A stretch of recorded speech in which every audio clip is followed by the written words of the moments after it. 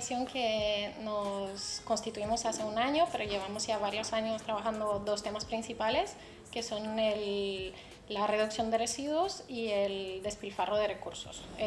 Recursos de todo tipo, ¿no? De agua, de energía y sobre todo hacemos, ¿no?, enfoque en despilfarro alimentario. Entonces lo que hacemos son principalmente actividades, conferencias, charlas, talleres diferentes en que intentamos, ¿no?, como visibilizar el tema y ofrecer algunos consejos o ideas prácticas de cómo cada persona, ¿no?, en distintos ámbitos de la vida puede ¿no?, mejorar su consumo y sus hábitos. Tenemos 3 personas, creo, o 4, que han sido alumnas, que nos han venido después a contar pues, lo mucho que les ha gustado, lo mucho que han cambiado y de hecho ahora están trabajando con nosotras.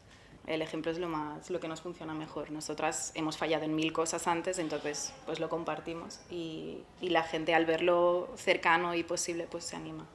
Lo que intentamos nosotros es no apuntar con el dedo de que lo estamos haciendo muy mal, sino intentar a ver qué podemos hacer, ¿no?, poco a poco, paso a paso, cada uno a su ritmo. Hemos organizado talleres en mercados, en distintos, ¿no?, como espacios públicos donde también ya se llevan a cabo campañas más generales que intentan visibilizar y ¿no?, como ofrecer un punto de vista diferente a esa temática. Nosotras empezamos hace unos 3 años y algo ya, y entonces nadie sabía qué era el Zero Waste. Ahora la gente ya sabe más o menos lo que es. Si se suman más personas y de verdad se cree como una comunidad, ¿no?, mucho más informada y sensibilizada con el tema, se pueden lograr cosas mucho más allá de, ¿no?, como del cambio personal, digamos.